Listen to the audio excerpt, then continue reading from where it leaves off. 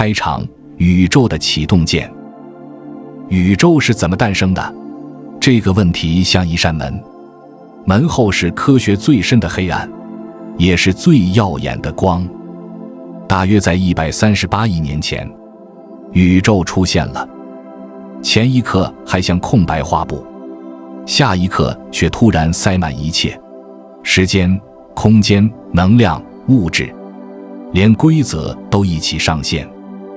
我们习惯用因果关系理解世界，先发生什么，才导致后发生什么。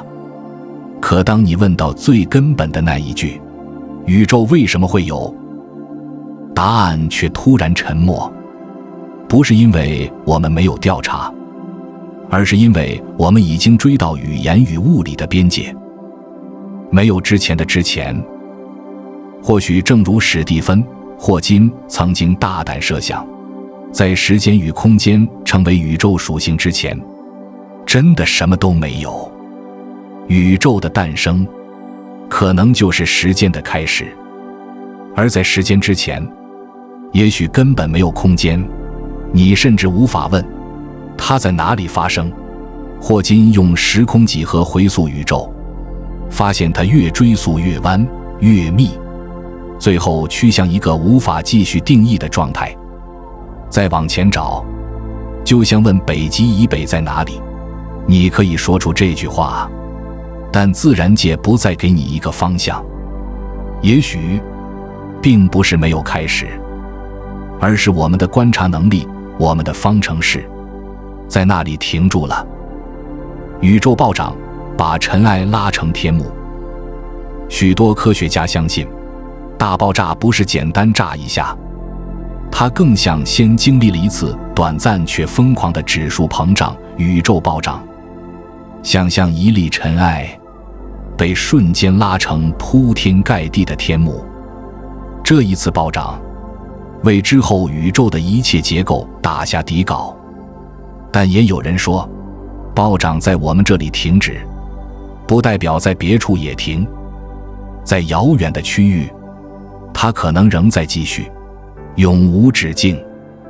于是你会得到一种想象，宇宙像无穷的肥皂泡不断冒出，每一个泡泡都是一个宇宙，合起来叫多元宇宙。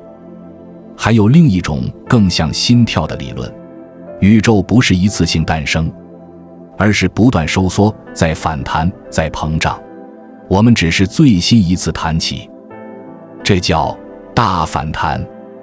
到这里你会发现，宇宙起源像一张多选题，每个选项都自洽，却都缺那一锤定音的证据。但无论如何，有一点几乎是共识：138亿年前，宇宙确实进入了可描述的历史。接下来发生的事，才是我们能真正追踪的宇宙史诗。尺度的震撼，最近的恒星也远得离谱。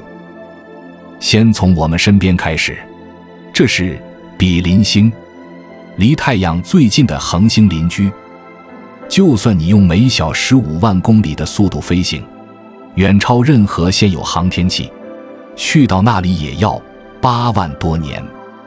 可它仍然只是最近的那一颗。而在银河系里，像这样的恒星可能还有上千亿颗。宇宙的尺度会让人的直觉一次次破产。宇宙最热的地方竟然在地球。那宇宙里最热的地方在哪里？你可能会说，恒星核心。但太阳核心大约1500万摄氏度，已经很夸张，却不是冠军。你再狠一点，超新星爆发，恒星临终，外层气体被甩到数光年外，中心被压成密度惊人的中子星，温度能冲到1000亿摄氏度。可即便这样，也不是纪录保持者。最热的有记录温度，竟然来自地球，瑞士日内瓦湖附近，雪地下面100米的地下设施，欧洲核子研究中心的大型强子对撞机。在那里，粒子被加速到接近光速，像两列列车迎面相撞。2012年，两束铅离子对撞，瞬间产生约 5.5 万亿摄氏度，这比超新星还要热上几十倍，但只持续极短的一瞬。温度说穿了，就是粒子的能量有多丰、有多快、有多剧烈的振动。而温度理论上也有极限，普朗克单位把宇宙压缩到无法想象。最低限度是绝对0度0开尔文。理论上粒子会冷到几乎不动，但最高限度呢？如果温度高到连粒子本身都要被自己的能量撕碎，那就是极限。这个极限叫普朗克温度，大约 1.4 乘以10的32次方开尔文。它来自普朗克的思想，既然能量有最小单位，那么长度、时间是否也有最小刻度？于是出现了普朗克长度 1.6 乘以10的-35次方米，普朗克时间 5.39 乘以10的-44次方秒。这些数字不只是难理解，它们根本不是为人类直觉准备的。我们的脑子是为了在草原上生存，不是为了想象10的-44次方秒。但当我们把镜头推回宇宙最初那一瞬，这些单位突然变得有意义，因为宇宙自诞生起就在膨胀，体积越来越大，密度越来越稀。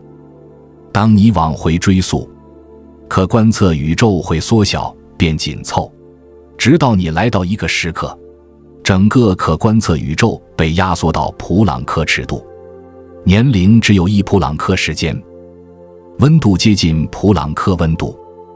那一段从0到约10的-43次方秒，叫做普朗克时代，一个我们的物理学几乎失效的时代。4种力，宇宙的4个总开关。今天宇宙的秩序基本由4种力调度。强合力把原子核焊住，弱合力负责某些衰变与转换，电磁力负责光、电、化学，引力把星球、恒星、星系拉成一团。前3种力还有信使粒子，强力靠胶子，弱力靠 W、Z 玻色子，电磁力靠光子，可引力不一样。爱因斯坦说，引力不是一条拉力线，而是时空弯曲。而且这套理论在宏观世界反复被验证，非常可靠。问题在于，普朗克时代的宇宙太小了，小到比质子还小无数倍。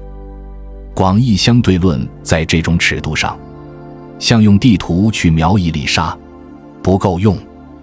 而在极小世界里，主宰的是量子力学，事物不是确定位置，而是概率云。观察会改变结果，世界充满涨落与随机。在普朗克时代，整个宇宙就是量子尺度。你想躲开量子怪异性？不可能，连时空本身都可能在抖。于是我们卡在现代物理的最大矛盾，广义相对论与量子力学在这里互相冲突。科学家寻找第3把钥匙，量子引力，可实验几乎做不了。你可能需要一个直径接近太阳系的加速器，才能复刻那种能量密度。这已经不只是工程问题，是文明等级的问题。量子引力3条路：引力子、圈量子、弦。所以理论开始分叉。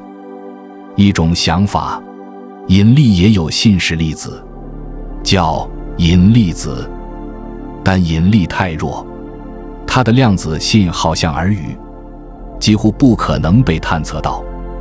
另一种想法，圈量子引力，它把时空视为由最小单位拼成的网格，像被像素化的几何结构。用环宇节来计算，让引力在量子尺度上变得可管理。还有弦理论，粒子不是点，而是一维弦，弦怎么振动决定粒子是什么，甚至也包括引力，但代价是接受10或11维，以及卷曲的膜，更宏大的 M 理论，抽象的像数学的异世界地图。每个方案都更烧脑，但当你想象宇宙最初那一瞬，你不得不走进这片抽象森林，因为那里没有直觉，只有方程。量子泡沫，宇宙最早的纹理。有趣的是，早在20世纪50年代，约翰·惠勒就给了一个非常形象的画面。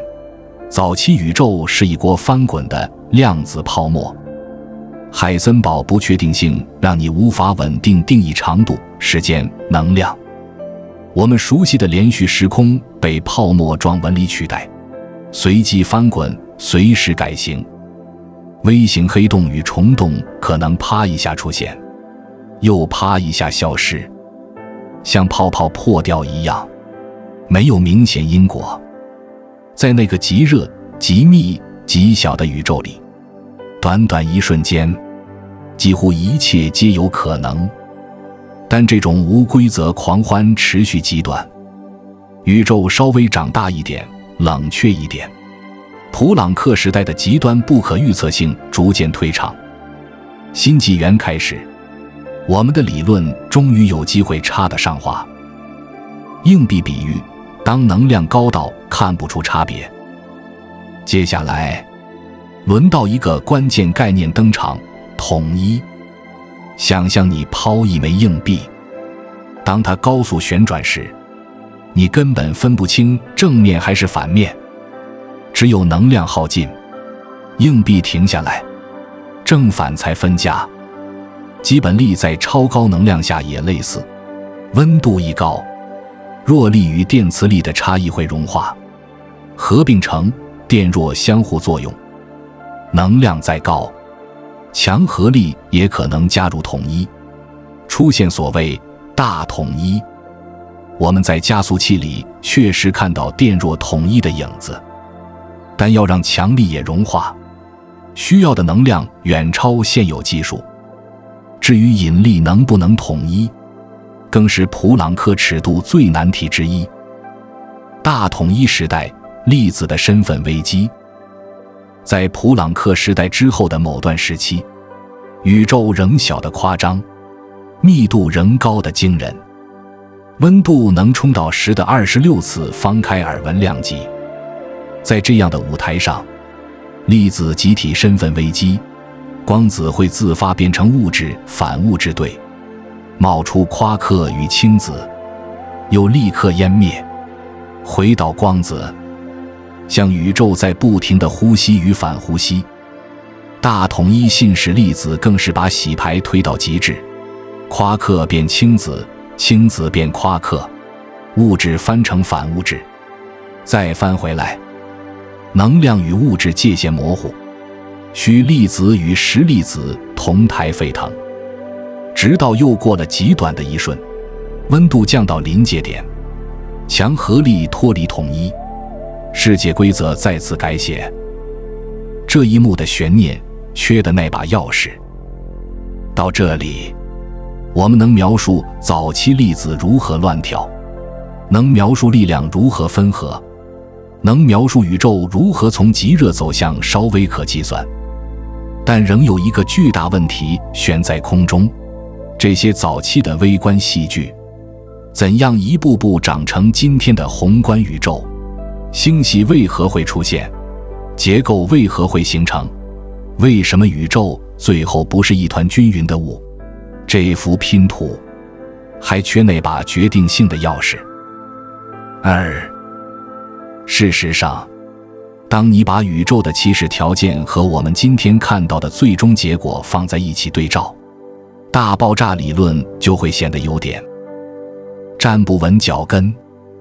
不是说他错了，而是说他太成功了，成功到让人不得不追问，这也太巧了吧。微博一开机，天文学家先失眠。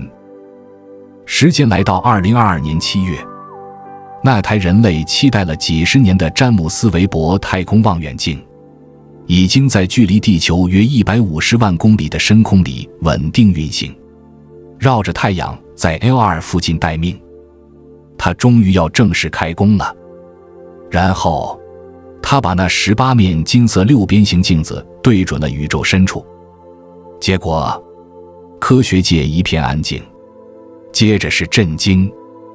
那些照片不像刚开机的实拍，更像是直接把宇宙的底牌掀开一角。美国天体物理学家艾里森·科克帕特里克后来在《自然》上写道，他看完数据之后，凌晨3点还睡不着，脑子里不停冒出一个念头：我以前做的那些判断，会不会全错了？不到1个月，这些图像和这段科学家失眠宣言就在网络上疯狂传播，媒体开始兴奋。微博第一批照片就推翻大爆炸，听起来很刺激，但也很容易误会。科克帕特里克真正担心的并不是宇宙有没有大爆炸，他担心的是我们讲的星系形成故事可能少了一段关键剧情。因为光速是固定的，你看得越远就等于看得越早。韦伯居然在宇宙诞生仅2亿年左右的时候就看见了星系，而且还不是那种乱糟糟的婴儿星系，而是结构相当像样的，甚至带着秩序感的星系。这就让人尴尬了。照我们原本的模型，宇宙这么早，星系应该还在刚学会站，结果它已经在跑步甚至摆造型了。所以真正的问题是，我们的星系形成理论还不够完整。不是说过去全错，只是说宇宙又端来一杯新证据，把我们原本的自信搅了一下。可以说，这更像是宇宙茶杯里的一场风暴。大爆炸理论暂时还安全，至少目前是这样。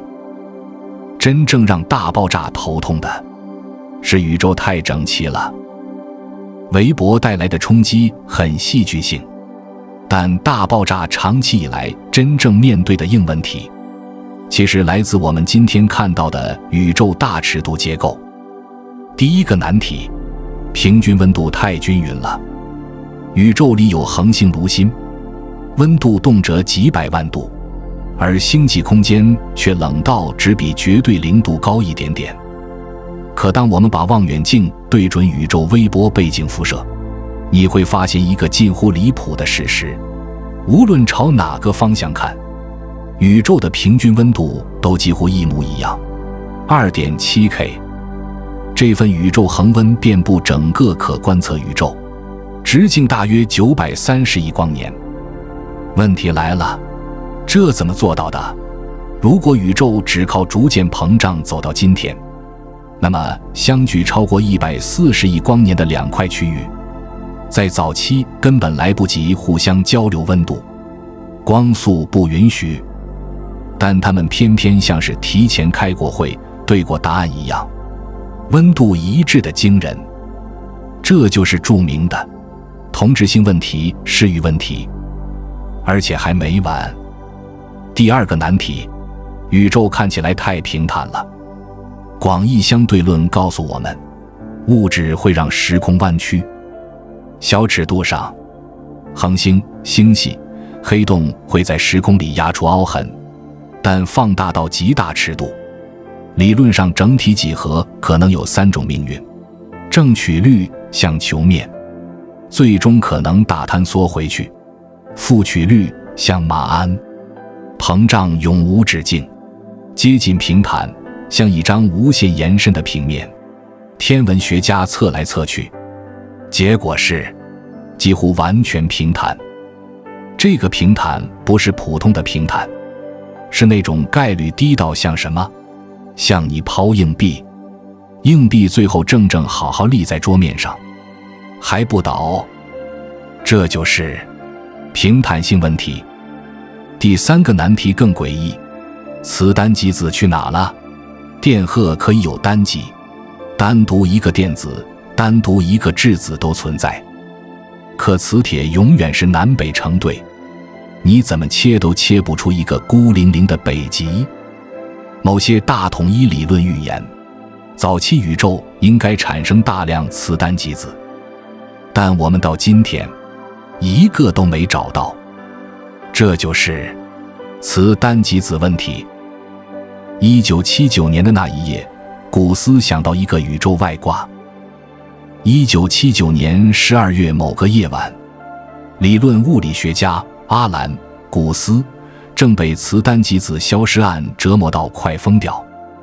然后他突然冒出一个疯狂但优雅的点子，不仅能解释磁单极子问题，连视域问题、平坦性问题也一起打包解决。这个点子就是宇宙暴胀。古斯说，宇宙不是一路慢慢长大到今天，它在极早期曾经历过一段极短、极猛、极不讲理的阶段，在不到万亿分之一秒的时间内，宇宙体积经历了约90次翻倍的指数级膨胀。听起来抽象，那我们用一张纸来感受一下指数级。折纸实验，指数级增长到底有多吓人？想象你有一张纸，厚度 0.1 毫米，折一次 0.2 毫米，折两次 0.4 毫米，折三次 0.8 毫米，差不多指甲厚。到这里都还像个玩笑，对吧？可指数级的恐怖在后面。折7次，厚得像一本笔记本；折10次，厚度接近一只手掌，而现实世界纪录也就到12次。2002年，美国一位学生用超长薄纸做到的。但如果你理论上能继续折23次，厚度约1公里；折30次，冲到太空边缘约100公里高；折42次到月球；折51次到太阳；折81次，厚度可达仙女座星系尺度，约14.1万光年；折90次，那堆纸会大到离谱，甚至可以比肩一个超星系团的尺度。这就是古斯说的暴胀，90次翻倍，把一个极热、极密、极小的早期宇宙，在眨眼都来不及的一瞬间，拉成一个巨大到足以洗平各种怪问题的宇宙尺度。某种意义上，大爆炸不是爆出来的，而是被暴胀真正引爆成规模的。宇宙前一刻还像一锅滚烫浓稠的汤，下一刻却变得浩瀚、稀薄、冷得发空。听起来极端，但它有一个巨大的优点，它优雅地解决了那3道老大难。暴胀如何一口气解决3大难题？1. 视域问题，温度为什么这么一致？如果暴胀发生前，宇宙其实曾经处在一个更小、更紧凑、更容易达到热平衡的状态，那时候各处能互相交换信息，温度当然容易均匀。后来暴胀想把那块热平衡的小宇宙猛然拉伸，于是今天我们看到的远方，其实原本曾经是邻居。温度一致就不神秘了。2. 平坦性问题，为什么看起来这么平？暴胀会把任何曲率拉平，就像你把一颗气球吹到足够大，在表面上站着，你会觉得地面是平的。从海边看海平面也像平的，你得飞到高空看到更大的范围，才发现它其实是弯的。同理，我们的可观测宇宙可能只是整体的一小块海岸线，你在这块小范围里看到平坦，并不代表整体就真的平坦。3. 磁单极子问题，它们去哪了？如果早期真的产生了磁单极子，暴胀会把它们吹得彼此远到天边。结果是什么？在一个直径930亿光年的可观测宇宙里，可能平均也就一个，甚至更少。那我们找不到，也就不奇怪了。暴胀背后的推手是什么？宇宙为什么突然狂飙？从古斯提出暴胀到现在40多年，宇宙学家一直在追问，到底是什么力量让宇宙在那么短的时间里突然指数级膨胀？一些模型推测，在大统一时代结束、强力出现的过程中，某种与能量转变相关的机制产生了一个强大的暴胀场。这个场可能由一种假想粒子暴胀子来携带。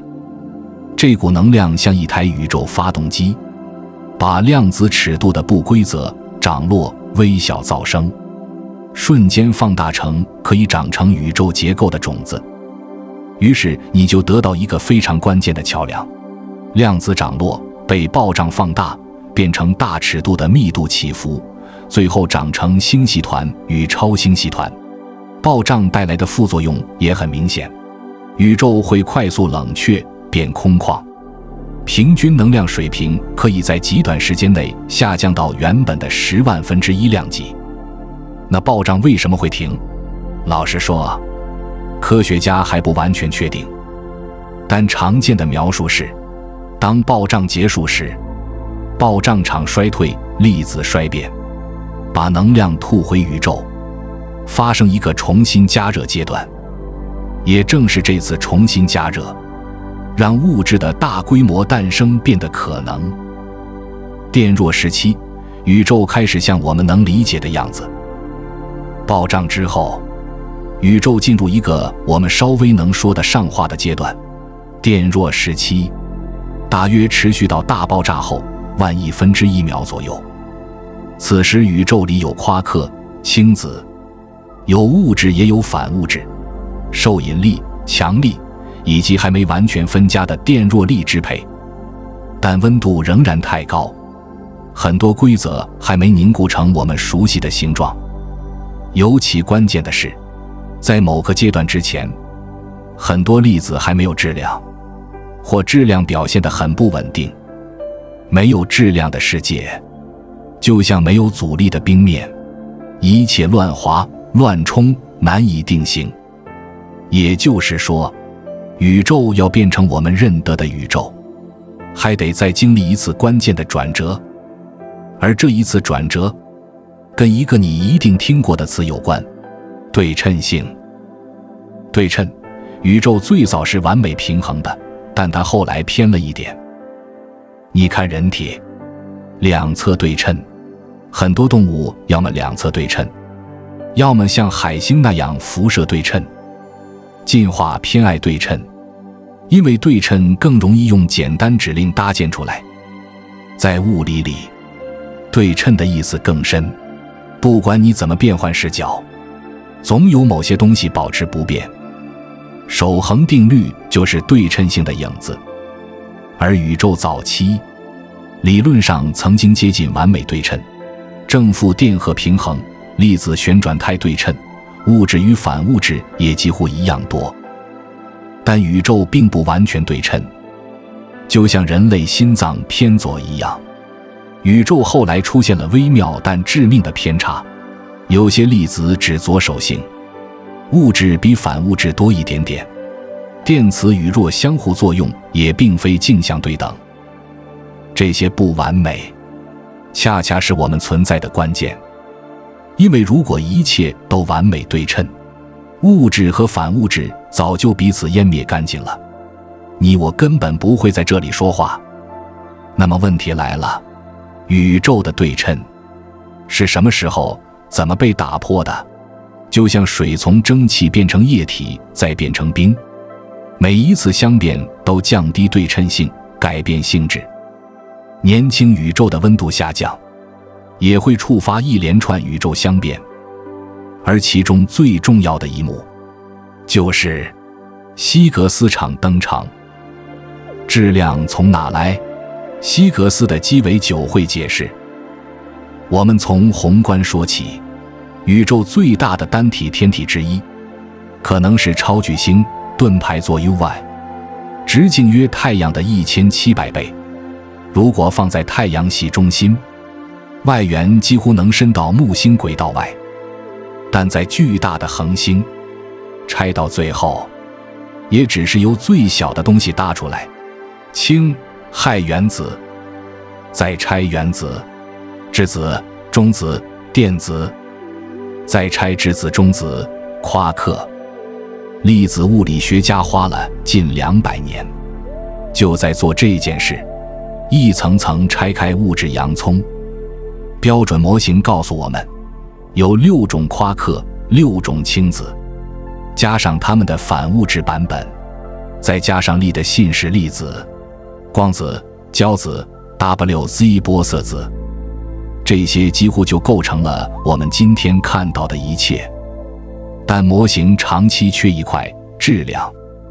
更奇怪的是，夸克本身的质量加起来只占质子质量的约 9%， 剩下的90%多来自强相互作用束缚能、胶子的量子涨落，以及 E 等于 mc 平方所揭示的能量质量转换。可就算如此，夸克、电子为何有质量？光子、胶子为何没有？ WZ 玻色子为什么重得离谱？甚至比一个铁原子还重？这把彼得·希格斯逼到墙角。他在1960年代提出，宇宙中存在一个遍布时空的场——希格斯场。粒子穿过它时，会被拖慢，表现出质量。英国科学大臣甚至在1993年打趣说，谁能把希格斯场讲到公众听懂，就送一瓶香槟。最后胜出的是一个经典比喻：鸡尾酒会。房间里人群均匀分布时，你走过还算轻松，但如果一个超级受欢迎的人走进来，大家一拥而上围着他，他就走得更慢。人群就是希格斯场，那位明星就是获得质量的粒子，而人群的涟漪与骚动就像希格斯玻色子在传播。这个比喻不完美，但非常耐用。而要证明希格斯玻色子存在，人类等了近50年。费米实验室 Tevatron 以及 CERN 的 LHC 长年累月的对撞、翻残骸，向大海捞针，还不知道针长什么样。直到2012年 LHC 终于宣布发现了希格斯玻色子，希格斯场被正式写进标准模型。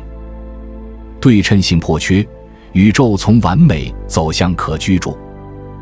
在大爆炸后约万亿分之一秒的尺度上，电弱力发生分裂， W 和 B 玻色子的组合被打破，变成我们熟悉的电磁力光子以及弱力的 WZ 玻色子。宇宙的完美对称就从这里开始崩裂。与此同时，希格斯场的出现让许多粒子真正拿到质量， WZ 变成重量级，夸克与氢子依其类型获得不同质量，而光子与胶子依旧无质量，像以前一样自由奔跑。随后在大爆炸后约10亿分之一秒左右，夸克时代完全展开，宇宙充满夸克胶子等离子体，像一锅原始汤。这锅汤最终会冷却、凝结、组合，长成恒星、行星以及你我。常数的微调，宇宙像被调过旋钮。宇宙充满多样性，有的恒星短命爆炸，有的恒星能稳定燃烧数万亿年，有无数行星，有焦灼岩石世界，也偶尔有像地球这样的绿洲，有微生物，有会造望远镜的猿类。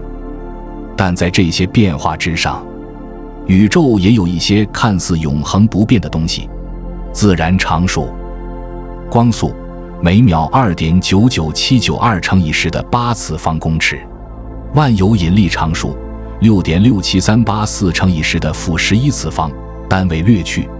还有许多精确到让人起鸡皮疙瘩的关系式。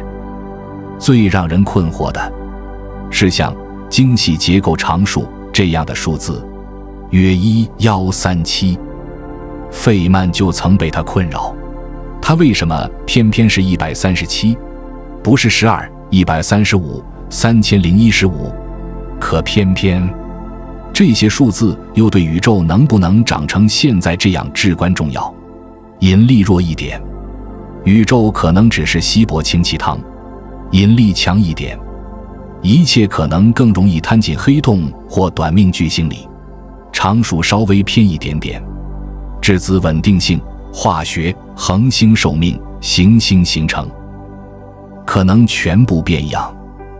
于是就出现那个绕不开的问题：这些常数是巧合，是被设定，还是因为我们所在的宇宙只是无数宇宙中的一个，只有少数刚好调对旋钮的宇宙才允许复杂结构与生命出现？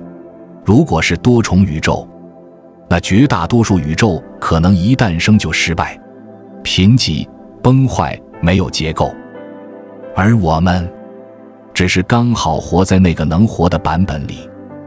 无论答案是什么，有一点很明确，这种微调在宇宙生命的最初几秒钟内就已经决定了后面的一切。而接下来要讲的就是当宇宙继续冷却，物质如何从这锅夸克原始汤里真正凝结成我们熟悉的粒子、原子与光。从宇宙大爆炸算起，时间只走了10亿分之1秒，别说一眨眼，连眨眼的念头都还没来得及出现，宇宙里就已经塞满了数量惊人的夸克、氢子、溴粒子，像一锅沸到失控的原始粒子浓汤。可问题是，太热了，热到没有秩序，温度与能量高得离谱，粒子彼此疯狂撞击、穿梭、生成、湮灭。你想让它们认真相处、稳定结合，做不到。那种感觉就像在飓风里拼乐高，你刚对齐一个角，下一秒就被掀翻。100万分之1秒，夸克终于开始愿意握手。随着宇宙继续膨胀，温度终于开始往下掉。到了大爆炸后100万分之1秒，宇宙温度降到大约1万亿摄氏度，还是热得吓人，但已经从完全疯掉变成可以开始谈规则的程度。胶子和夸克不再像电钻一样高频振动，它们的步伐稍微慢下来。第一次，强合力有机会发挥真正的粘合效果。我们知道，质子、中子不是基本粒子，它们是复合粒子，每个都由3个夸克组成。但你以为这3位夸克是天生一对，恰恰相反。以质子为例，它是2个上夸克加1个下夸克，上夸克带正电，同性相斥，2个正电荷挤在一起，本能就是互相推开，要把它们硬生生绑在一起。需要的不是友情，而是宇宙里最凶悍、最霸道的力量——强合力。由胶子作为信使，咔嚓一声把它们锁死在同一个牢笼里。更离谱的是，质子里面99%像是幽灵，而质子的内部世界比我们想象的更诡异。它的质量大部分不是来自那3个夸克本体，而是来自能量，来自胶子的量子涨落，来自强合力束缚的巨大能量，来自 E 等于 mc 平方那条冷冰冰却威力无限的公式。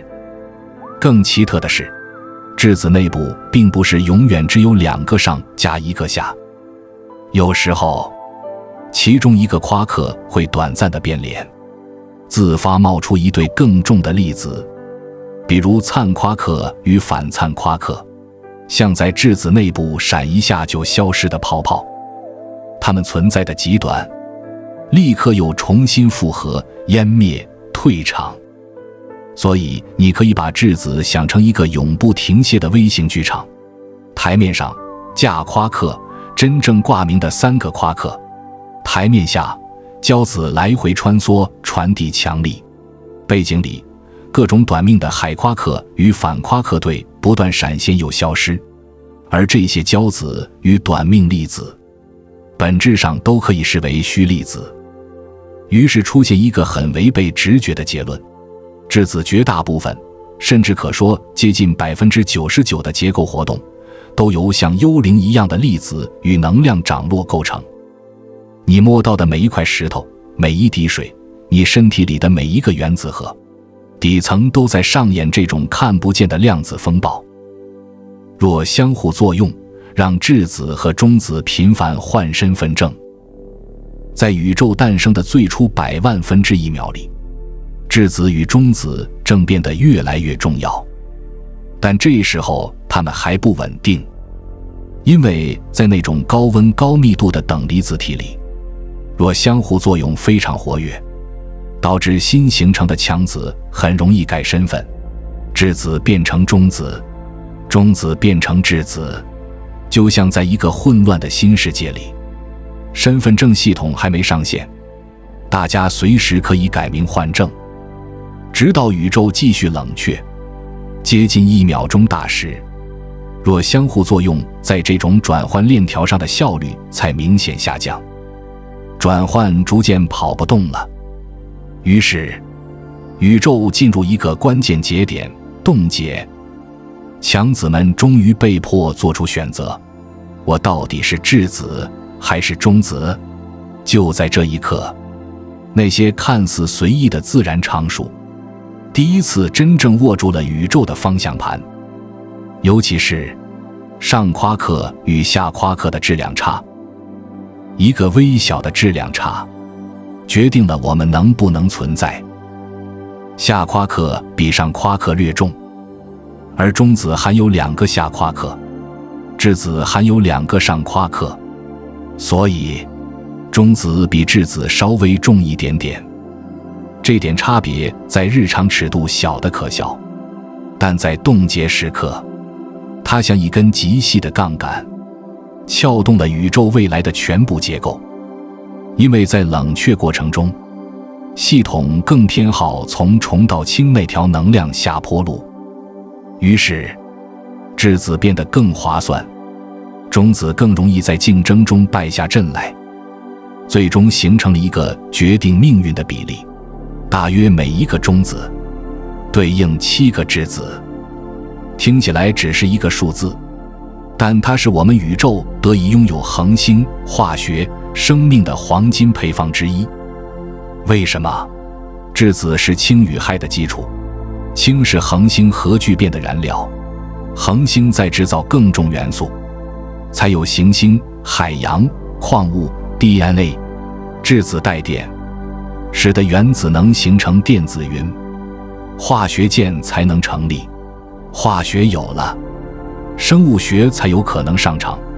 反过来想1秒，如果当初微调稍有不同，比如下夸克质量再低一点点，让中子变得比质子更稳定，那冻结之后，中子会占上风。中子不带电，化学反应的抓手会变得极弱。氢原子只靠一个质子，本身也很难长期稳定维持。少量氦也许还能形成，但氦几乎是元素界的社恐，稳定、惰性、不爱反应。在那样的宇宙里，你很难想象恒星怎么稳定点火，怎么长寿燃烧，怎么制造复杂元素。结果很可能是冰冷、黑暗，几乎没有恒星，没有星系，没有行星，当然也没有我们。所以我们今天能坐在这里讨论宇宙，某种意义上要感谢宇宙在早期偏爱了质子，哪怕那偏爱只是一点点。但还有更大的不平衡，反物质去哪了？质子比中子多，已经够戏剧性了。可宇宙还有一个更令人后背发凉的幸运不平衡，反物质严重缺席。先讲一个画面感很强的想象，如果某个外星文明走上军备竞赛的老路，这在人类历史里太常见了，他们迟早会盯上最极致的能量来源——反物质。反物质不需要点火装置，也不需要大量燃料，它只要和普通物质一碰，湮灭，能量瞬间释放，像把质量直接变成纯光与高能粒子。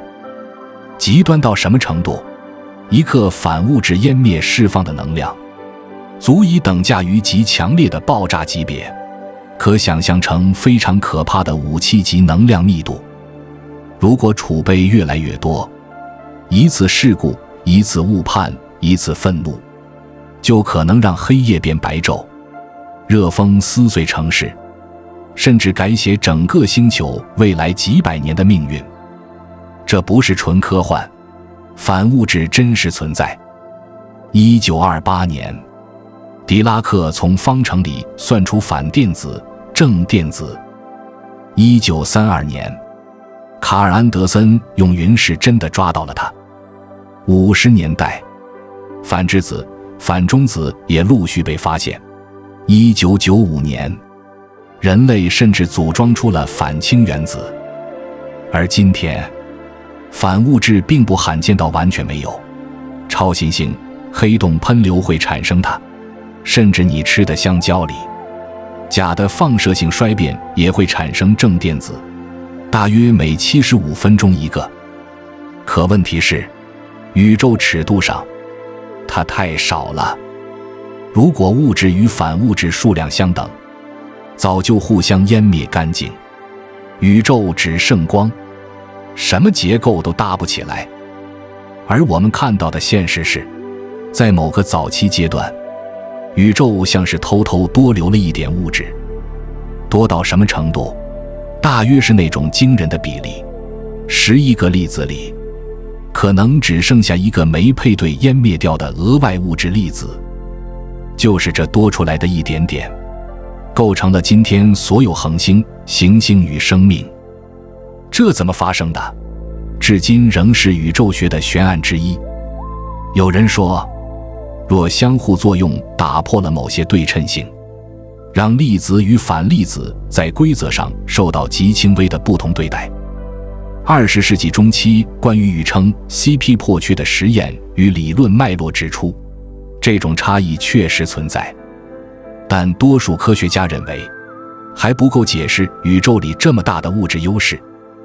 于是另一个更大胆的猜测出现了，也许曾经存在一种我们还没完全掌握的粒子家族，比如某种右手性中微子或极早期存在，后来衰变消失的粒子。它们的衰变过程偏向产生物质，而不是反物质。如果真是这样，宇宙的命运可能在最初100万分之一秒内就被决定了。可惜的是，证据还不够。这条线索很迷人，但仍像一扇半开的门。从理论宇宙走向可观测宇宙，莱曼 Alpha 森林登场。当我们把视线投向深空，宇宙的奇观几乎铺满每个波段，悬臂翻卷的星系，绚烂的星云，耀眼的类星体，还有吞噬光的超大质量黑洞。而类星体的光还为我们揭示了一个非常侦探式的证据：莱曼 Alpha 森林类星体非常亮，像宇宙深处的探照灯，它的光穿越数十亿光年的宇宙空间来到我们这里，途中会不断被宇宙膨胀拉伸，发生红移。当我们把这束古老光线拆成光谱，就会发现，在某些波长处，光谱像被咬了一口又一口，出现密密麻麻的凹陷，凹陷多到像山坡上的松林，所以叫森林。这些凹陷不是树，是星系际空间里低密度的青云。光穿过氢云，其中一部分被氢原子吸收，于是留下一个吸收线。每一条吸收线等于告诉你，这里有一团原本看不见的氢。更妙的是，高弘仪更早期的地方，这片森林更密，这说明早期宇宙充满弥散氢云，而正是这些氢后来成为恒星与星系的摇篮。换句话说，我们不仅在看宇宙的风景，也在读宇宙的档案。1秒钟宇宙第一次出现可被地图化的痕迹。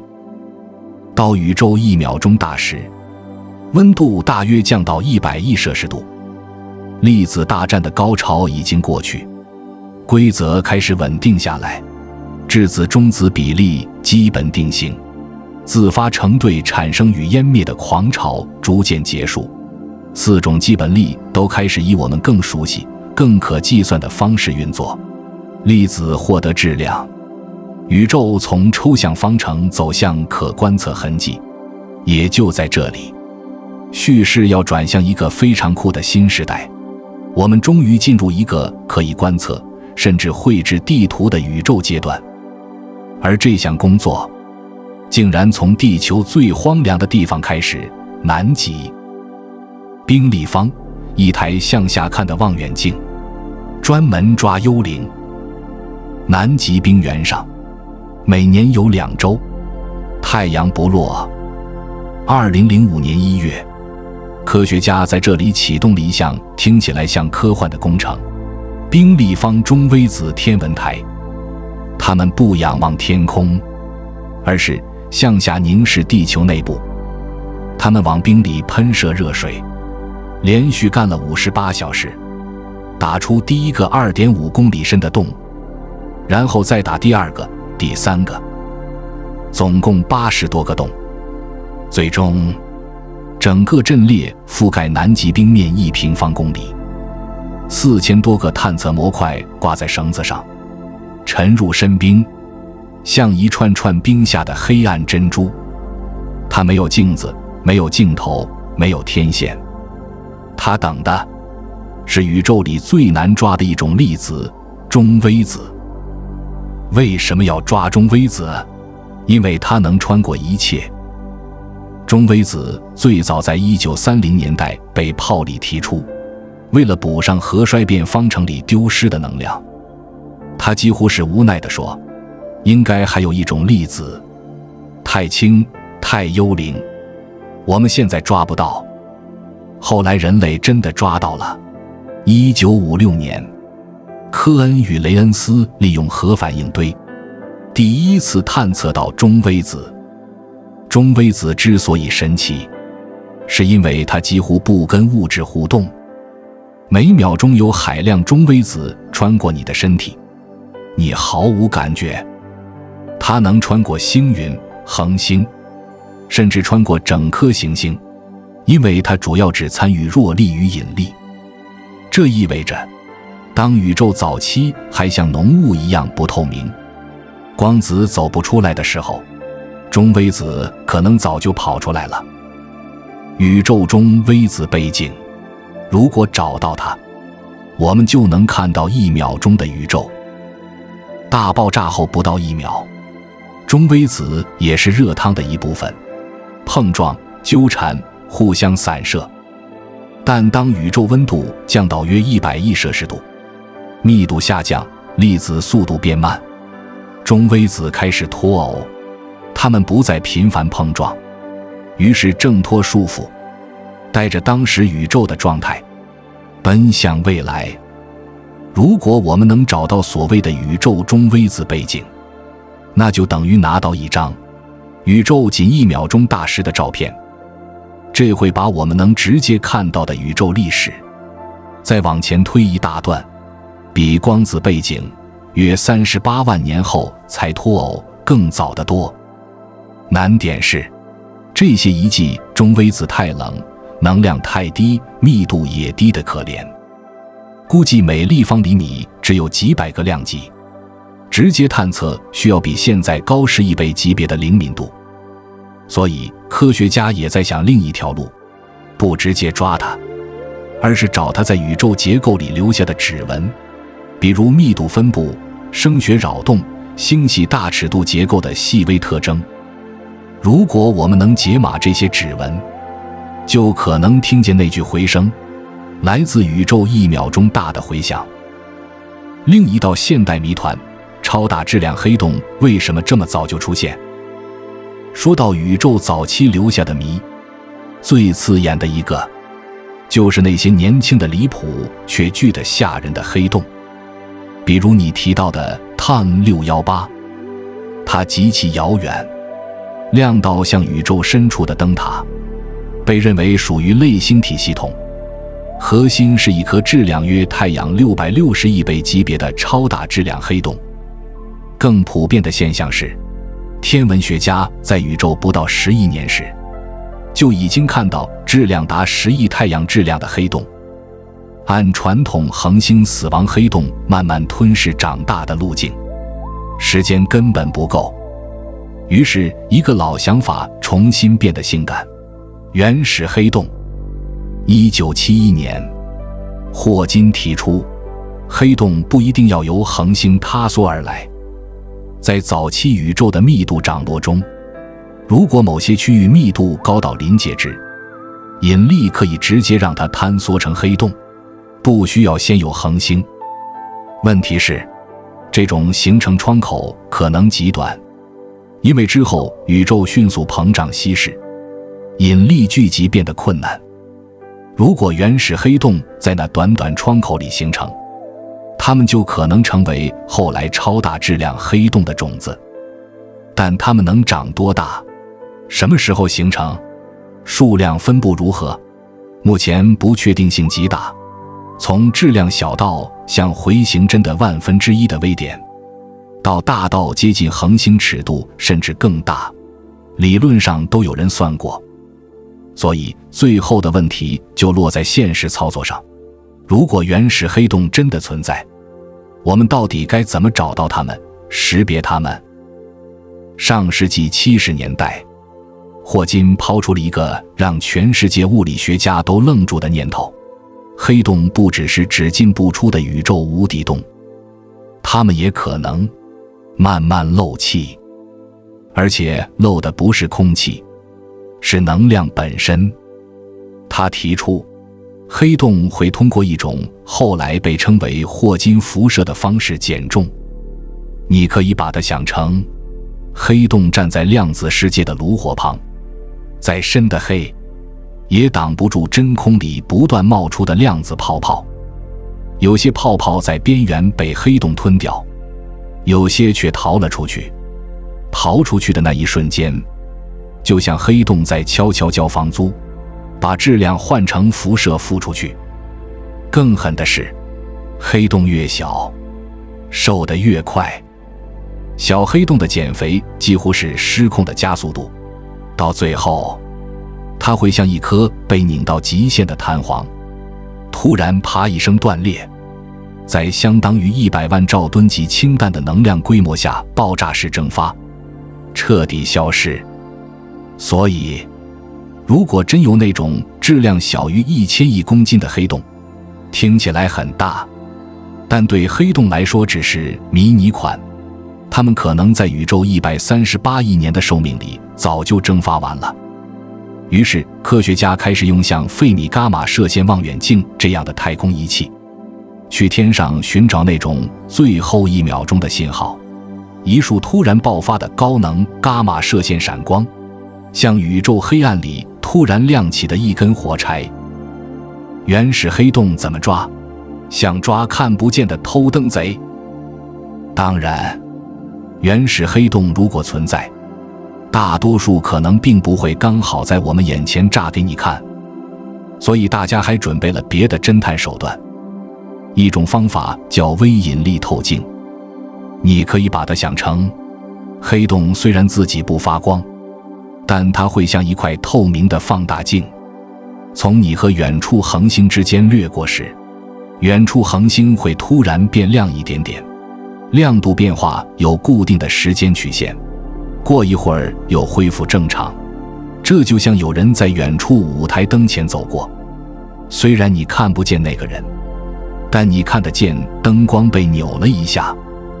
还有一种更刺激的设想，如果某些致密天体，比如中子星，掉进原始黑洞的引力井里，可能会发生极端的撕裂、吞噬，留下特殊的电磁信号或引力波惨叫。但到目前为止，这些搜索更像是在做排除法，我们还没抓到它们，但我们已经能排除很多尺寸范围。原始黑洞的可能质量区间形成时间窗口，正在被一点点压缩、收窄。科学家没有放弃，因为下一代工具更狠、更远、更精。Lisa 在太空里听引力波，可能听到宇宙1秒钟的回声。比如激光干涉仪空间天线 Lisa， 它计划在下一个10年发射，专门在太空中探测引力波，不是看，是听。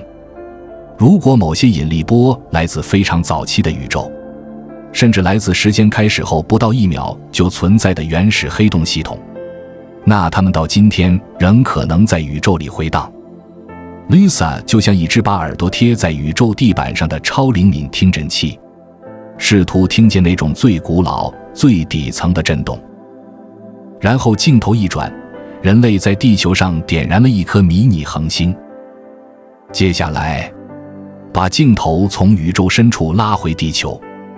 2022年12月5日，在美国加州的劳伦斯·利弗莫尔国家实验室，国家点火装置内部发生了一件足以写进历史的事。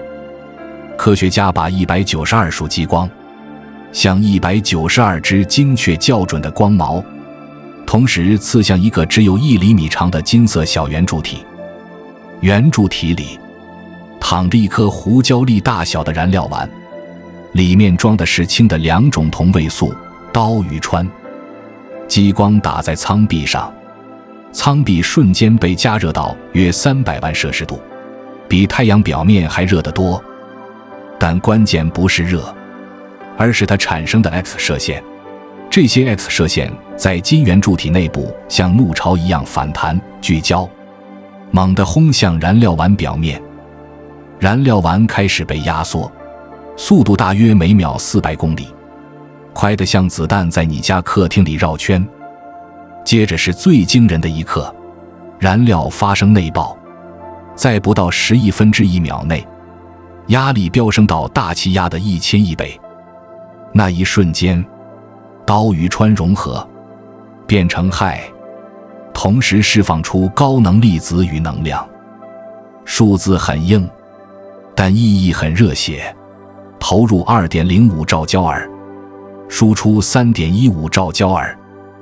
第一次，人类在实验室里让聚变反应赚到能量，增益大约 50%， 听起来像只多一点点，但在科学史上，这是跨过了一道大门槛。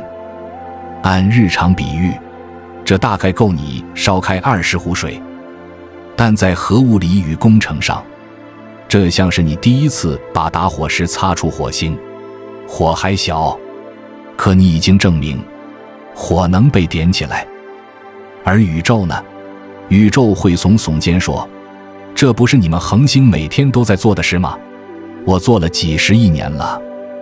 更夸张的是，宇宙甚至在诞生的第1分钟就已经完成了更原始、更彻底的巨变。这就把我们带回一个关键问题：恒星出现之前，那些氘、氦到底从哪里来？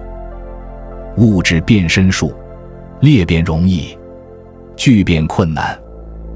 人类迷恋把一种东西变成另一种东西，这几乎是写进文明基因里的冲动。从魔术师凭空变花，到炼金术想把贱金属变黄金，我们一直想掌握转化的权柄。在现代世界，核转变每天都在发生，放射性衰变、核裂变，让元素往更轻、更稳定的方向滚下去。它甚至能在常温常压下自发发生。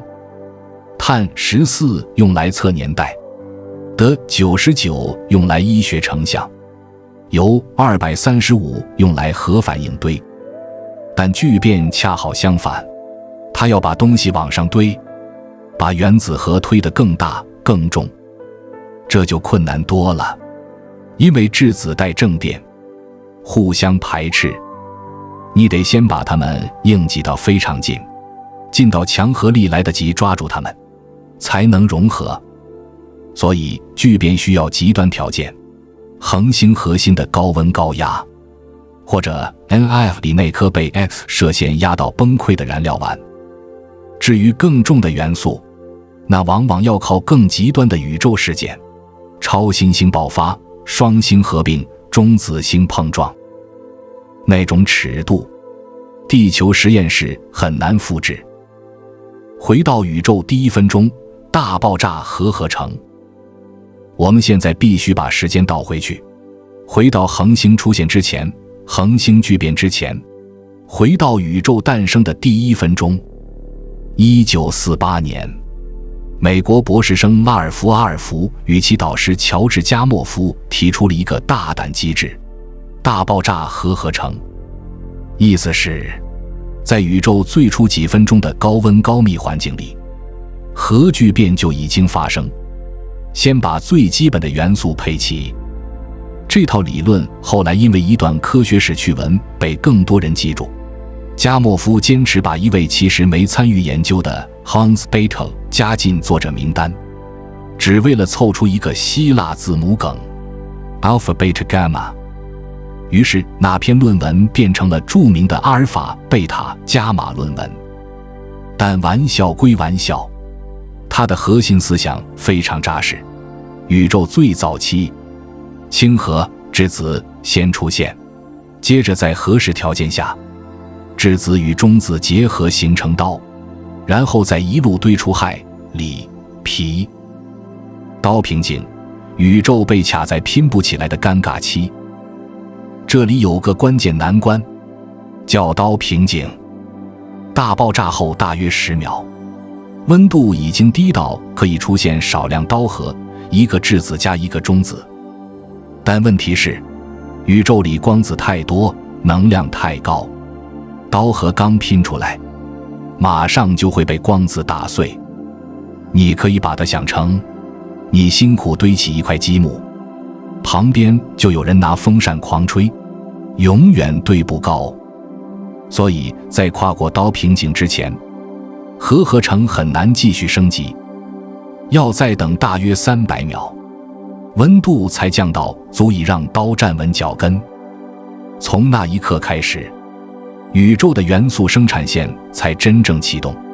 氘加质子氦3第一次出现新的稳定元素，然后进一步氦4，两个质子两个中子，氦4极其稳定，几乎是原子核里的钻石。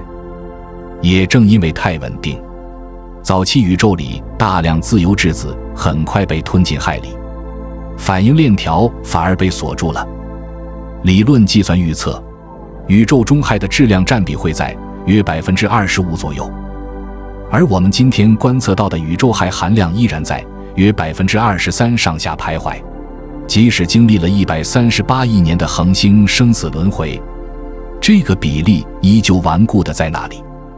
这几乎像宇宙给我们留下的一张签名收据。对，我当时就是这么做的。再一次微调，氦太多，宇宙会变得死气沉沉。这里又出现一个很重要的如果。如果在核合成时期，物质更密一点点，反应更彻底一点点，形成更多氦，那么宇宙可能会变成氦为主的世界。而氦的惰性意味着化学反应会变得极贫瘠，复杂分子难以形成，后续结构会被极大限制，宇宙可能再次滑向一个暗淡版本，没有丰富化学，没有复杂物质结构，更难出现恒星、星系、行星，更别提生命。但幸运的是，宇宙没有走向那条死路。大约1200秒左右，也就是20分钟级别，宇宙冷却到核反应熄火，最终留下的元素清单非常短：氢、氦、锂、铍。铍多数不稳定，能留下的很少。可就是这点基础食材，成为后来恒星炼炉制造其余98种元素的燃料。甚至2022年 NF 融合的刀鱼川，本身也来自那场138亿年前的宇宙高温预制菜。生命的材料可能不止在地球厨房里煮出来。接下来，故事从元素进入分子，从物理进入化学，再往前一步，就会触碰生命。生命是一种化学奇迹，我们目前只在一个地方确定见过，一颗普通黄矮星旁边，一颗潮湿的研制小行星地球。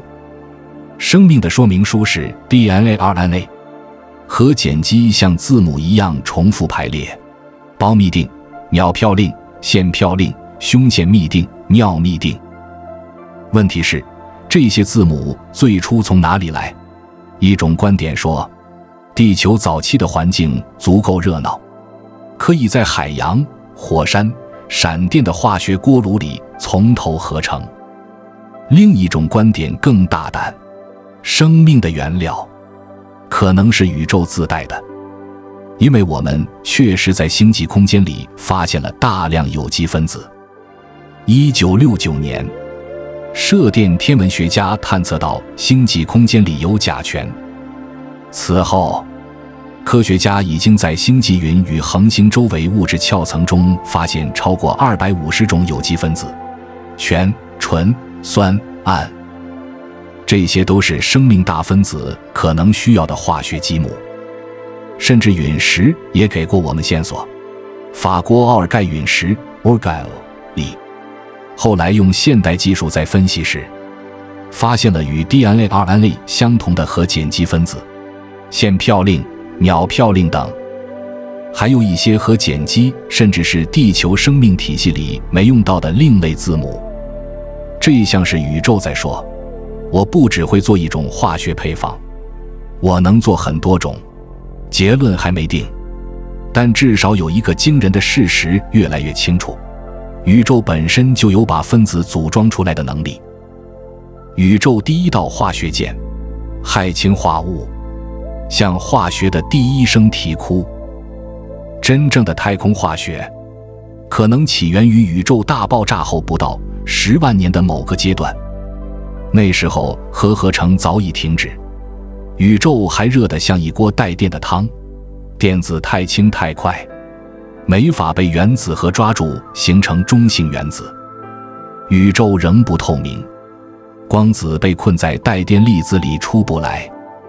但就在这样的混乱中，可能出现了一个化学史上的第一步——氦氢化物离子。它在实验室里1925年就合成过，但在自然界极罕见。1978年，天体化学家约翰·布莱克推测它在太空某些环境里会大量存在，比如行星状星云那种高温电离气体中。人类找了很久，屡屡落空，直到2019年，一台非常怪的望远镜帮了大忙。Sophia， 一架改装的波音747，背后开个门，塞进去一台2.7米口径望远镜，飞到43000英尺高空，在大气水汽之上观测远红外。它终于在行星状星云 NGC 7027的光谱里辨认出氦氢化物离子的微弱信号。这不仅是找到了一个分子，更像是找到了宇宙化学的开场白，因为那片星云的条件很像宇宙最初几十万年的整体环境。在早期宇宙里，氦比氢更容易先抓住电子形成中性原子，但质子、氢核还抓不到电子时，就会盯上氦的电子，试图共享。于是氦在压力下屈服，出现了宇宙最早的化学键——氦氢化物离子。它很不稳定，却像第一块踏板，让后续的分子生成成为可能，开启了天体化学的大门。我们的感官只看到宇宙的一小条缝。说到这里，你会发现，宇宙的真相远比我们眼睛看到的复杂。可见光只占电磁谱的一小段，我们身边到处是红外、紫外、微波、无线电、X 射线、伽马射线，只是我们看不见。如果你能看见全部电磁辐射，世界会亮到让你崩溃，信息洪水会直接淹没大脑。所以别惊讶，我们对宇宙发生的事，可能至少有99%是盲的。而就在那盲区里，始终有一层淡淡背光，宇宙第一道光的残留辐射。在最初几十万年里，宇宙充满光，却完全不透明。光子像被困在自己创造的迷宫里，每走一步就撞上带电粒子，根本跑不出去。直到原子最终形成，电子被捕获，带电粒子减少，宇宙才第一次变得透明。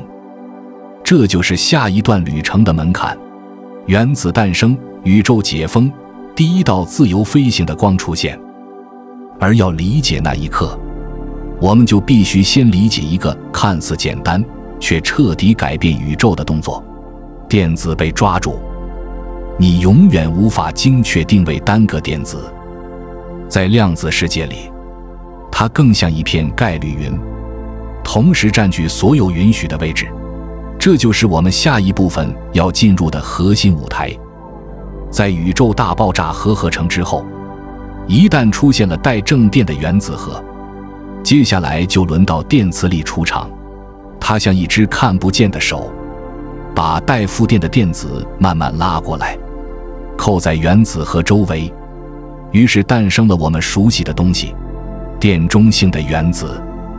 氢原子核抓住一个电子，就成了氢原子；氦原子核抓住2个电子，就成了氦原子。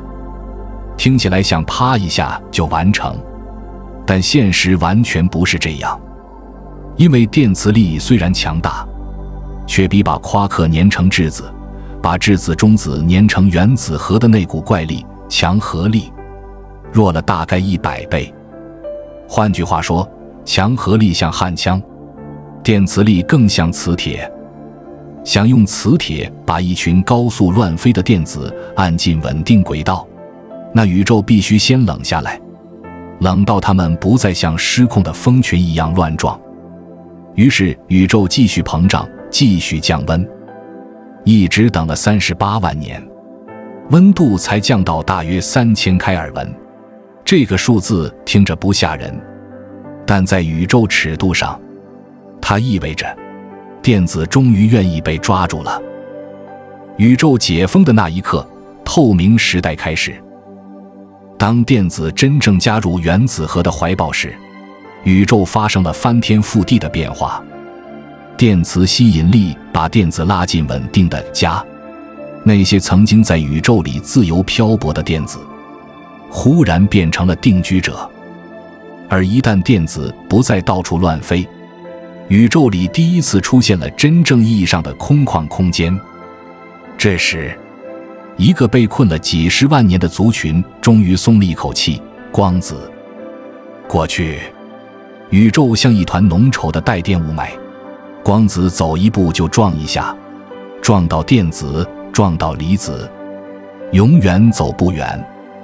但当原子形成，带电粒子数量骤减，光子忽然发现路通了，它们开始沿直线飞行，不再频繁撞墙。它们就是真正穿透宇宙的第一道自由之光。前一刻不透明的宇宙，下一刻变透明。前一刻是炽热等离子体，下一刻变成稀薄气体。前一刻像一锅沸腾的汤，下一刻突然清澈见底。在宇宙历史上，我们第一次有机会看到当时发生了什么，哪怕我们看到的只是一张来自38万年前的宇宙照片。诺贝尔奖级别的嘶嘶声，宇宙微波背景的意外登场。科学突破很少是偶然的，但也有那种让人瞠目结舌的例外，比如宇宙微波背景辐射的发现，几乎就是你越想修仪器，它越像宇宙在对你说话。20世纪60年代初，新泽西州霍姆德尔镇贝尔实验室建了一座20英尺高的喇叭形天线，它原本用于通信系统，但很快被更先进的卫星技术淘汰。于是实验室干脆把它开放给2位研究员，阿诺·彭齐亚斯与罗伯特·威尔逊，让他们拿来听宇宙的无线电信号。结果他们一开机就听见一阵低沉、稳定、没完没了的嘶。他们先怀疑纽约市的电波噪声，再怀疑军事设施，再怀疑银河系某个区域的辐射，最后发现不对，这东西来自整个天空，四面八方都一样。这就很尴尬了，因为如果天上到处都一样，那最可能是仪器坏了。他们拆、查、测、校准，折腾到最后，发现天线里住着一群鸽子，鸽子还留下了白色介电材料，说白了就是鸽子粪。他们甚至把鸽子和粪便都清干净了，结果嘶还在。这时候他们终于意识到，也许这不是设备的问题，也许这是宇宙本身的背景噪声。他们找到了普林斯顿大学的物理学家罗伯特·迪基，而迪基一听，几乎是拍桌子那种：各位，我们被抢先了！因为迪基正在研究原子形成让宇宙变透明的理论。他预测，宇宙在那一刻释放出的光，本来可能是黄橙色的可见光，但随着宇宙膨胀，它会被拉长、红移，最后落到我们肉眼看不见的微波波段。也就是说，你们听见的那阵嘶嘶声，很可能就是大爆炸留下来的余温回响。后来，诺贝尔奖确实颁给了彭齐亚斯和威尔逊，而迪基的某些模型虽然被淘汰，但这次探测的意义不需要任何修辞。他把大爆炸从一种理论推测，变成了带着温度读数的证据。那片背景辐射的温度只有比绝对零度高大约 2.7 度。这听起来像宇宙很冷，但更重要的是，它证明宇宙曾经极热、极密，然后一路冷却到今天。不只是嗡嗡声，宇宙最早的结构种子藏在细纹里。彭齐亚斯和威尔逊听到的背景噪声很均匀，但后来专门为研究它而造的卫星宇宙背景探测器 WMAP 普朗克，把这片均匀拆成了极其细微的纹理。有些地方温度略高，有些地方略低，差别只有几十万分之一度。你可以把它想成一张看似平整的布，放大到极限后，出现了微微的起伏，而这些起伏就是宇宙后来一切结构的种子。密一点的地方更容易吸引物质，吸引来更多物质就更密，更密就更能吸引，像滚雪球一样。只用了大约1亿年，最初的恒星与星系就开始点亮宇宙。宇宙里的声音涟漪，重子声波震荡被冻结成标准尺。更妙的是，宇宙微波背景里还隐藏着另一种古老的印记，一种声音留下的波纹。在原子形成之前，宇宙是致密的等离子体，它不透明，却像空气一样能传递声波，引力把物质往密度高的地方拉。但被困住的光子又像一团被压缩的弹簧，向外顶回去，形成一圈圈向外扩散的压缩波，这就是所谓的重子声波震荡。你可以想象一颗雨滴落在池塘里，水面会出现同心圆。早期宇宙也是这样，只不过水面是等离子体，波纹是物质与光子的拉扯。可当宇宙温度降到约3000开尔文，电子被捕获，原子形成，光子突然自由了，它们不再推着物质走，因为它们直接逃逸了。于是这些波纹像被按下暂停键一样，冻结在当时的位置。135亿年后，宇宙早已膨胀得巨大无比，但这套冻结图案仍能在星系团、超星系团的分布里辨认出来。今天的波纹尺度大约是150兆秒差距，接近5亿光年，它就成了宇宙学家手里的一把标准尺，用来测量宇宙如何膨胀，膨胀得多快，是不是在加速。从第一道光到银河系，点灯、旋转、合并再点灯，宇宙第一道光渐渐变成了背景的低语，然后黑暗里开始出现新的光源，恒星。先是一点，再一点，接着像瀑布一样，星团成片亮起来，气体云在引力下坍缩，形成更大的结构。随着角动量积累，它们开始旋转、拉扁，形成漩涡盘面。星系在宇宙里碰撞、吞并、合并，每一次合并都像给星系灌了一桶新燃料，引发恒星形成的爆发。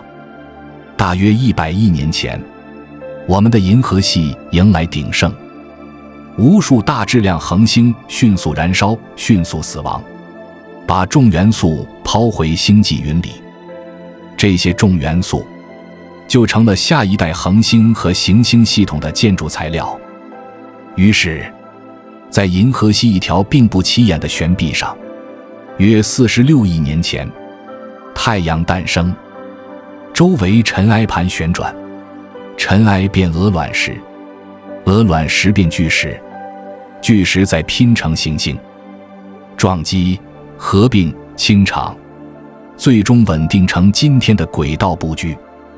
第3颗研制行星地球，冷却后水凝结成海洋，大气形成，板块构造开始缓慢循环。然后在深海某处，生命的火花点燃了，化学变成生物学，生物学变成生态，最后一个会思考的物种出现了。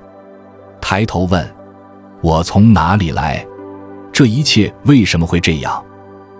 我们缺的那块拼图，黑暗时代里看不见的塑形者。可就算我们知道这条大致链条，宇宙学仍然有空白，因为在第一道光释放之后，宇宙仍然经历了一段漫长的时期，黑暗时代。宇宙透明了，但还没有恒星，光子在飞，可能量随着膨胀不断被稀释，宇宙依然很暗，需要几百万年甚至更久，恒星核聚变才会重新把能量聚拢，点亮天空。而科学家认为，就在这段黑暗里，一个看不见的角色开始真正掌权——暗物质。暗物质的故事早在1933年就埋下伏笔。弗里茨兹微基研究后发作星系团，发现星系跑得太快，按可见质量算，它们早该散架了。他提出，一定有大量看不见的质量，暗物质。到了20世纪70年代末，维拉鲁宾测仙女座星系的旋转曲线，发现外缘恒星转得和内侧一样快，这违反直觉，也违反只靠可见物质的引力预算。唯一合理解释，星系被一个更大的、不可见的质量光晕包裹。后来发现，这几乎是普遍现象，包括银河系在内，大多数星系都浸在暗物质晕里。银河系的暗物质晕可能比可见恒星范围还大10几倍。目前估计，暗物质总质量大约是普通物质的6倍。它是什么？仍然是谜。有人曾希望它只是看不见的普通东西，黑洞、中子星、褐矮星之类的暗天体。但随着观测越来越精细，这些候选越来越站不住脚。于是另一类候选登场 ，WIM 弱相互作用大质量粒子，它们几乎不跟普通物质发生作用，除了引力。我们在加速器、地下探测器、宇宙观测中拼命找，但至今没有确定抓到。暗物质像骨架，普通物质像血肉，宇宙网由此成型。不管暗物质到底是什么，它很可能从宇宙诞生极早期就存在。在黑暗时代，它开始把宇宙搭骨架。宇宙微波背景告诉我们，当原子形成时，密度分布并不均匀。暗物质也一样，它会更快坍缩，更早聚成团，形成看不见的引力井。普通物质随后跟着掉进去，于是宇宙里出现了丝状结构、节点、气体团，一张横跨宇宙的巨大蜘蛛网。第一批恒星与星系就在这些节点里点亮。从那一刻起，宇宙的演化像进入轨道，越来越多结构形成，越来越多恒星诞生，越来越多元素被制造，行星系统出现，生命获得机会。但宇宙后来变调了，暗能量把膨胀踩下油门。如果宇宙故事到这里就结束，那它会是一部很规矩的史诗。可在大约50至60亿年前，事情发生了变化。1998年，天文学家用超新星标准烛光测宇宙膨胀时，发现一个不安的事实：宇宙不只是膨胀，还是加速膨胀，而且似乎越跑越快。这种加速也能在重子声波震荡、星系团统计等证据里呼应。于是一个名词被推到舞台中央：暗能量。暗能量是什么？没人确定。它像空间本身携带的一种内在能量，空间越多，能量越多，推动进一步膨胀。这让人想起爱因斯坦的宇宙常数。也有人从量子理论的真空能量去解释，但算出来的数值大得离谱，根本对不上观测。还有人提出精致 quintessence， 一种会随时间变化的能量场，听起来很美，但缺证据。更麻烦的是，暗能量越主导，宇宙未来越稀薄，越孤独，远处星系最终会跑到我们永远看不见的地方。我们所处的宇宙配方少得可怜的正常世界。最后，我们回到那句最震撼也最谦卑的结论：我们以为自己生活在物质宇宙里，但宇宙的主要成分几乎都不是我们熟悉的东西。大约68%暗能量，27%暗物质，不到5%普通物质。这不到5%的普通物质，却构成了恒星、行星、海洋、细胞、眼睛、语言、记忆、文明，以及此刻正在听我说话的你。而这一切的规则与常数，早在宇宙诞生最初的极短瞬间，就已经悄悄写下。结语：你刚刚见证的，不只是天文学的故事，这是时间、能量、物质与未知力量共同编织的一条长路。从第一道光穿透宇宙，到第一颗恒星点燃黑暗，从尘埃凝成岩石，到海洋里出现生命的火花，再到我们抬头问，宇宙为何如此？我们又为何在这里？如果你喜欢这种把宇宙讲成能听懂的故事，别忘了点赞、订阅，也欢迎留言。你最想继续追问的那个谜题是什么？感谢收看，我们下次再一起走进更深的宇宙黑暗处。